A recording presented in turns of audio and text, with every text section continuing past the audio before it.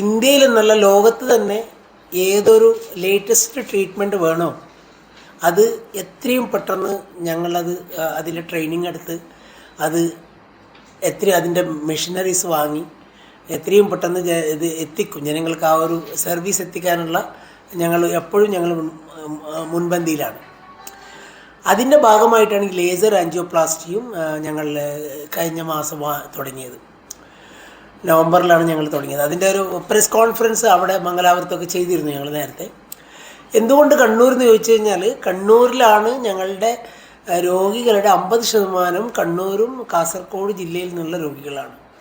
മറ്റുള്ള 6 ജില്ലകളുണ്ട് കർണാടകയിൽ ഞങ്ങൾക്ക് ഡ്രെയിനേജുള്ള, ഞങ്ങളുടെ സർവീസ് ഉപയോഗപ്പെടുത്തുന്ന 6 ജില്ലകളുണ്ട്.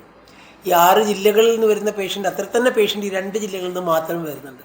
പിന്നെ കോഴിക്കോട് ജില്ലയിൽ നിന്ന് കുറച്ച് പേഷ്യൻസ് വരുന്നുണ്ട്, പ്രത്യേകിച്ചിട്ട് വടകര, പേരാമ്പ്ര അങ്ങനെയുള്ള സ്ഥലത്ത് നിന്നൊക്കെ ഒരു പേഷ്യൻ്റ് വരുന്നു. അപ്പോൾ അതുകൊണ്ടാണ് ഞാൻ വിചാരിച്ചത് കണ്ണൂർ തന്നെ ചെയ്യാം. അതുമാത്രമല്ല, ഞങ്ങളുടെ ഒരു കണ്ണൂരിലെ തലശ്ശേരിയിൽ ഞങ്ങളുടെ ഒരു TMH, തലശ്ശേരി മിഷൻ ഹോസ്പിറ്റലിൽ ഞങ്ങളുടെ ഒരു കാർഡിയോളജീൻ്റെ ഒരു യൂണിറ്റ് ഉണ്ട്, TMH, ഇന്ത്യാന TMH എന്ന് പറഞ്ഞിട്ട്. അത് തുടങ്ങിയിട്ട് 2 വർഷമായി. ഞങ്ങൾ പുതിയ അടുത്ത മാസം തന്നെ ഞങ്ങളുടെ ഇവിടെ ഒരു മൾട്ടി സ്പെഷ്യാലിറ്റി ഹോസ്പിറ്റൽ 200 ബെഡിൻ്റെ അടുത്ത മാസം ഞങ്ങൾ ഇത് ചെയ്യാൻ പോകുന്നുണ്ട്, ഭൂമി പൂജ നടത്തി പണി തുടങ്ങാൻ പോകുന്നുണ്ട്. അതിൻ്റെയൊക്കെ പശ്ചാത്തലത്തിലാണ് ഇവിടെ ഒരു പ്രസ് കോൺഫറൻസ് ആക്കാമെന്ന് വിചാരിച്ചത്. അപ്പം പല ആൾക്കാരുടെ ചോദ്യം എന്താണ് ഡോക്ടർ, പല ആൾക്കാർക്കും തെറ്റിദ്ധാരണയുണ്ട്, ഈ ലേസർ ആൻജിയോപ്ലാസ്റ്റി വന്നു കഴിഞ്ഞാൽ പിന്നെ വേറൊന്നും ആവശ്യമില്ല, ഇത് മാത്രം ചെയ്യുന്നത്. അങ്ങനെയല്ല. സാധാരണ ആൻജിയോപ്ലാസ്റ്റി എന്ന് പറഞ്ഞു കഴിഞ്ഞാൽ കാലിലോ അല്ലെങ്കിൽ കയ്യിലോ ധമനികളിലോ ഒരു കത്തീറ്റർ ഹാർട്ടിലേക്ക് നമ്മൾ ഹാർട്ടിൻ്റെ അടുത്ത് വരെ കൊണ്ടുപോയി നിർത്തി അവിടെ നിന്ന് ഒരു വയറ് ഹാർട്ടിലോട്ട് പാസ് ചെയ്ത് അതിലൂടെ ഒരു ബലൂൺ പാസ് ചെയ്ത് ആ ബ്ലോക്കുള്ള സ്ഥലം കുറച്ച് വികസിപ്പിച്ച് അതിൽ ആ ബ്ലോക്കെല്ലാം എടുത്ത് ക്ലിയർ ആയതിനു ശേഷം ആ ധമനികളിലൂടെ കൃത്യമായി രക്തം പോകുന്നുണ്ടെന്ന് മനസ്സിലാക്കിയതിന് ശേഷം ഒരു സ്റ്റണ്ട് കൂടി ഇംപ്ലാന്റ് ചെയ്യും. അതാണ് സാധാരണ നമ്മൾ കൺവെൻഷണൽ ആൻജിയോപ്ലാസ്റ്റി എന്ന് പറയും. അത് സ്റ്റണ്ട് കൂടി ചെയ്യും. എല്ലാ പേഷ്യൻറ്റിനും നമ്മൾ സ്റ്റണ്ട് ചെയ്യാറുണ്ട്. പിന്നെ അതാണ് സാധാരണ ഈ ബ്ലോക്ക് നീക്കുന്ന ഒരു മെത്തേഡ്. പിന്നെ ഒരു മെത്തേഡ് എന്ന് പറഞ്ഞാൽ ഓപ്പൺ ഹാർട്ട് ബൈപ്പാസ് സർജറിയാണ് രണ്ടാമത്തെ മെത്തേഡ്. അപ്പോൾ ഇന്നത്തെ ലോകത്ത് കാർഡിയോളജിയിൽ 75% ആൾക്കാർ അല്ലെങ്കിൽ 80% ആൾക്കാരും ഈ ആൻജിയോപ്ലാസ്റ്റി അഥവാ സ്റ്റെൻറ്റിനാണ് വിധേയരാവുക. അതിന് ഒരു കാരണം, അധിക സമയം ഈ കാർഡിയാക് പ്രോബ്ലം വരുന്ന എമർജൻസി ആയിട്ടാണ്. എമർജൻസിയിൽ ബൈപ്പാസ് സർജറി ചെയ്യാൻ പറ്റില്ല. അപ്പോൾ 50% ആൾക്കാർ എമർജൻസിയിൽ വരുന്നത് കൊണ്ട് തന്നെ അവർക്ക് 100% ആൻജിയോപ്ലാസ്റ്റിയും സ്റ്റെൻറ്റുമാണ് നമ്മൾ കൊടുക്കുന്നത്. ബാക്കിയുള്ള 50%-ൽ നല്ലൊരു ശതമാനം ആൻജിയോപ്ലാസ്റ്റിയാണ് ചെയ്യുക. ഒരു 25% വരെ ആൾക്കാർ ഈ ആൻജിയോപ്ലാസ്റ്റി ചെയ്യാൻ പറ്റത്തില്ല. അവർക്ക് പല കാരണങ്ങൾ കൊണ്ട് ആൻജിയോപ്ലാസ്റ്റി ചെയ്യാൻ പറ്റത്തില്ല. ഒരു കാരണം എന്ന് പറയുന്നത് ഈ ഞരമ്പിൽ വളരെ കൂടുതൽ കാൽഷ്യം, പ്രത്യേകിച്ചിട്ട് 60 വയസ്സ് 70 വയസ്സ് 80 വയസ്സുള്ള ആൾക്കാരിൽ ഒരുപാട് കാൽഷ്യം ഉണ്ടാവും ഈ ബ്ലഡ് ബ്ലോക്കിൽ. ഈ ബ്ലോക്കിൻ്റെ കൂടെ കാൽഷ്യം ഉണ്ടാകുമ്പോൾ നമുക്ക് ബലൂണോ അല്ലെങ്കിൽ വയറോ അതിലൂടെ പാസ് ചെയ്യാൻ പറ്റില്ല. അങ്ങനെയുള്ള കേസുകളിൽ അധികവും ആൻജിയോപ്ലാസ്റ്റി സക്സസ് അല്ലാതെ വരികയോ അഥവാ ആൻജിയോപ്ലാസ്റ്റി ചെയ്യാൻ ബുദ്ധിമുട്ടെന്ന് തോന്നുമ്പോൾ ഞങ്ങൾ എന്ത് ചെയ്യുമെന്ന് പറഞ്ഞാൽ, പതിവ് നിങ്ങളൊരു കാര്യം ചെയ്തോളൂ, നിങ്ങൾ ബൈപ്പാസ് സർജറിക്ക് പോയിക്കോളൂ, ഇത് ആൻജിയോപ്ലാസ്റ്റി ചെയ്യാൻ ബുദ്ധിമുട്ടായിരിക്കും, അഥവാ ചെയ്ത് കഴിഞ്ഞാൽ കോംപ്ലിക്കേഷൻ ഉണ്ടാവും, അഥവാ കോംപ്ലിക്കേഷൻ ഇല്ലാണ്ട് ചെയ്താൽ തന്നെ 1 വർഷം 2 വർഷം കൊണ്ട് പിന്നെയും പേഷ്യൻ്റ് തിരിച്ചു വരാൻ സാധ്യതയുണ്ട് പ്രോബ്ലമായിട്ട്. അപ്പോൾ 1 ടൈം ട്രീറ്റ്മെൻറ്റ് എന്നുള്ള നിലക്ക് ഞങ്ങൾ ബൈപ്പാസ് സർജറി അഡ്വൈസ് ചെയ്യാറുണ്ടായിരുന്നു. ഈ ലേസർ ആൻജിയോപ്ലാസ്റ്റി ലോകത്ത് വന്നതോടുകൂടി ഞങ്ങൾക്ക് ഒരുപാട് പേഷ്യൻസിന് ഈ ബൈപ്പാസ് ഇല്ലാണ്ട് ആൻജിയോപ്ലാസ്റ്റി ചെയ്യാൻ പറ്റുന്നുണ്ട്. അത് ഇന്ത്യയിൽ വന്നിട്ട് തന്നെ ഇപ്പോൾ ഒരു 5-6 അല്ലെങ്കിൽ 1 വർഷത്തിന് താഴെ ആയിട്ടേ ഉള്ളൂ ഇന്ത്യയിൽ വന്നിട്ട്. ഇപ്പോൾ കർണാടക സ്റ്റേറ്റിൽ ഞങ്ങൾ നവംബറിലാണ് ആദ്യമായിട്ട് വന്നത് തന്നെ, ഈ കഴിഞ്ഞ നവംബറിൽ. കേരളത്തിൽ തന്നെ കഴിഞ്ഞ 2-3-4 മാസങ്ങളായിട്ട് പല സ്ഥലത്തും ഇത് പ്രവർത്തിക്കുന്നതാണ് ഞാൻ മനസ്സിലാക്കിയത്. അപ്പോൾ ഈ മംഗലാപുരം ഭാഗത്തുള്ളതിൽ ആദ്യമായിട്ടാണ്, പിന്നെ ഞങ്ങളുടെ ഹോസ്പിറ്റലാണ്, പിന്നെ 2 ഹോസ്പിറ്റൽ ബാംഗ്ലൂരിലാണ് കഴിഞ്ഞ മാസം ഇത് സ്ഥാപിച്ചത്. അപ്പോൾ ഈ ലേസർ ആൻജിയോപ്ലാസ്റ്റി ഏത് പേഷ്യൻസിനാണ് ഉപയോഗിക്കുന്നതെന്ന് ചോദിച്ചു കഴിഞ്ഞാൽ, മെയിനായിട്ട് ബൈപ്പാസ് സർജറിക്ക് നമ്മൾ റെഫർ ചെയ്യുന്ന പേഷ്യൻസിൻ്റെ ഒരു വിഭാഗം കംപ്ലീറ്റ് നമുക്ക് പിന്നെ ലേസർ ആൻജിയോപ്ലാസ്റ്റിയിലൂടെ ആൻജിയോപ്ലാസ്റ്റി ചെയ്യാൻ പറ്റും. ഇപ്പോൾ ഫോർ എക്സാമ്പിൾ ഇന്നലെ തന്നെ എനിക്കൊരു പേഷ്യൻ്റ് ഉണ്ടായിരുന്നു, കോഴിക്കോട് നിന്ന് അവർ ആൻജിയോപ്ലാസ്റ്റി ചെയ്ത് പകുതിക്ക് വെച്ച് നിർത്തേണ്ടി വന്നു. ആൻജിയോപ്ലാസ്റ്റി മുഴുവനായിട്ട് ചെയ്യാൻ പറ്റിയില്ല. 3 ദിവസം മുമ്പ് ആ പേഷ്യൻ്റ് അവർ ഫോൺ ചെയ്ത് ചോദിച്ചു, സാർ നിങ്ങൾ ലേസർ ആൻജിയോപ്ലാസ്റ്റി ചെയ്യാൻ പറ്റുമെന്ന് ചോദിച്ചു. അങ്ങനെ അവർ ഇന്നലെ രാവിലെ അവിടെ വന്നു, ഇന്നലെ വൈകുന്നേരം ആൻജിയോപ്ലാസ്റ്റി ചെയ്ത് പേഷ്യൻ്റ് ഇന്ന് ICU ഔട്ടായി, നാളെ ഡിസ്ചാർജ് ചെയ്യും. അങ്ങനെ പല പേഷ്യൻ്റ് നമ്മൾ ബൈപ്പാസ് സർജറിക്ക് വേണമെന്ന് നമ്മൾ വിചാരിക്കുന്ന പല പേഷ്യൻ്റ് നമുക്ക് ഒഴിവാക്കാൻ പറ്റും. രണ്ടാമത്തെ ഇതിൻ്റെ ഇൻഡിക്കേഷൻ എന്ന് പറയുന്നത്, നമ്മൾ ഈ സ്റ്റെൻഡ് ഇപ്പം 50 വയസ്സ് കൂടിയ ഒരു ജനങ്ങൾ നോക്കുകയാണെങ്കിൽ അതിലൊരു 10% ആൾക്കാർക്കെങ്കിലും 60 വയസ്സിൽ കൂടുതലുള്ള 10% ആൾക്കാർക്കെങ്കിലും സ്റ്റെൻറ്റ് ഓൾറെഡി നിക്ഷേപിച്ച് കാണും.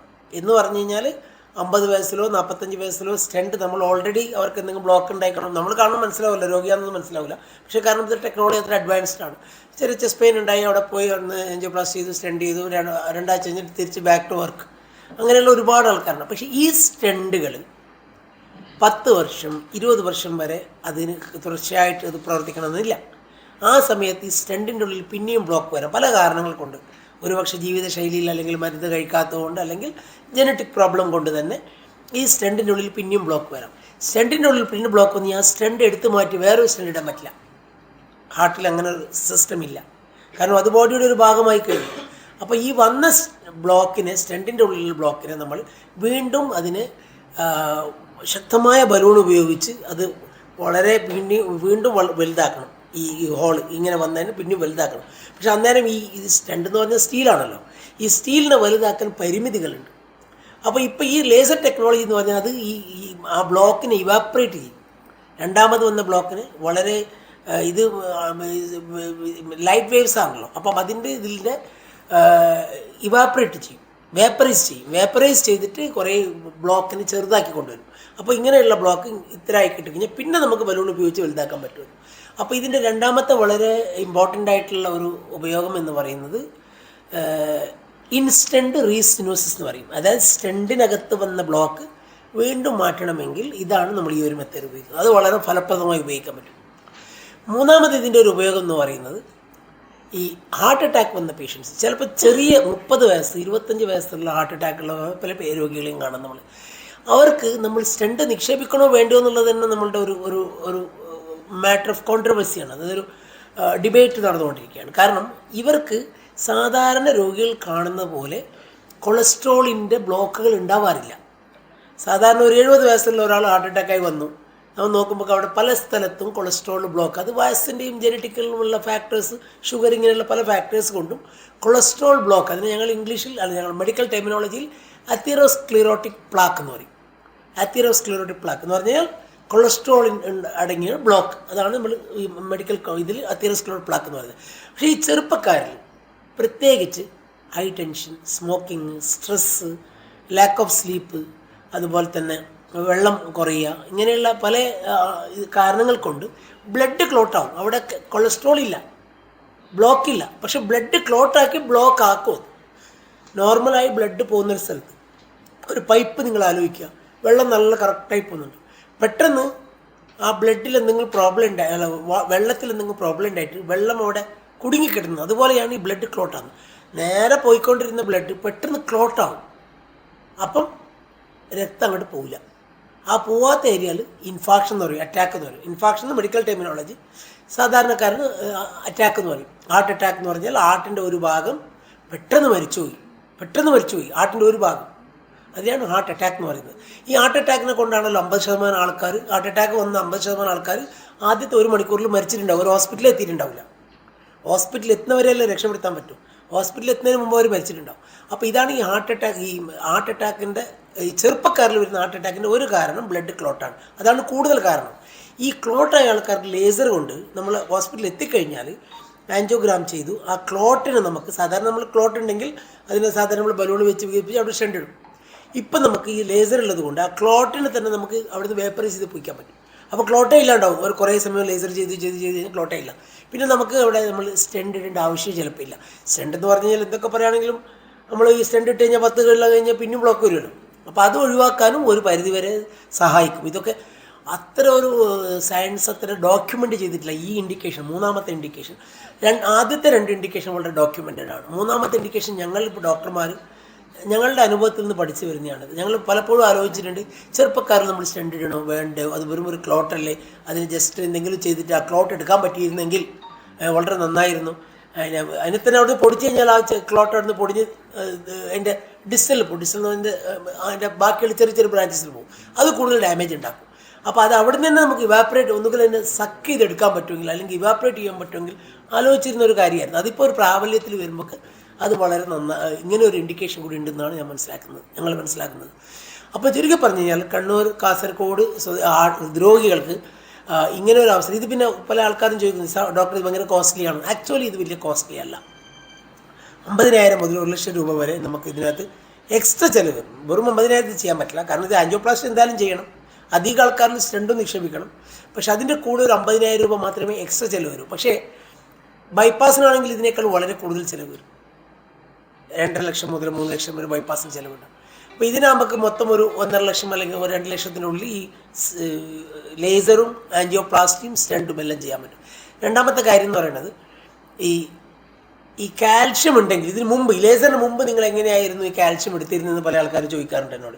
ഈ കാൽഷ്യം ഇന്നുണ്ടായതല്ലോ, ഇത്ര വർഷം നിങ്ങൾ എങ്ങനെയാണ് കാൽഷ്യമുള്ള രോഗികളെ എങ്ങനെയാണ് ചികിത്സിച്ചിരുന്നത്, അല്ലെങ്കിൽ മൾട്ടിപ്പിൾ. അപ്പോൾ അന്നേരമൊക്കെ ഞങ്ങൾക്ക് ഈ IVL അഥവാ ഓർബിറ്റൽ എത്തരക്ക്, അങ്ങനെ പല പല മെത്തേഡുകളിൽ നിങ്ങൾ കാൽഷ്യത്തിന് പൊടിക്കുന്ന മെത്തേഡ് ഉണ്ട്, ഇല്ലയെന്ന് ഞാൻ പറയുന്നില്ല. പക്ഷേ അതൊക്കെ വളരെ കോസ്റ്റ്ലിയാണ്. ഒരു പേഷ്യൻറ്റിന് ഒരു IVL ചെയ്യണമെങ്കിൽ തന്നെ ഏകദേശം 3 ലക്ഷം രൂപ വരും.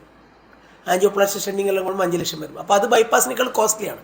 ആ ഒരു മെത്തേഡ് നമുക്ക് ഇന്ത്യയിൽ പ്രത്യേകിച്ചിട്ട് ഇന്ത്യയിൽ ഇത് വളരെ എഫക്റ്റീവ് ആകുമെന്ന് എനിക്ക് തോന്നാൻ കാരണം അതാണ്. കാരണം നമ്മൾ ബൈപ്പാസിനേക്കാളും കോസ്റ്റ്ലിയും പിന്നെ ഒരു മെത്തേഡ് നമുക്ക് സാധാരണക്കാരന് അത് താങ്ങാൻ വളരെ ബുദ്ധിമുട്ടായിരിക്കും. സാധാരണക്കാരന് ഈ മെത്തേഡായിരിക്കും കുറച്ചും കൂടി ഭാവിയിൽ നമുക്ക് ഉപയോഗപ്പെടുക എന്നാണ് എൻ്റെ ഒരു വിശ്വാസം.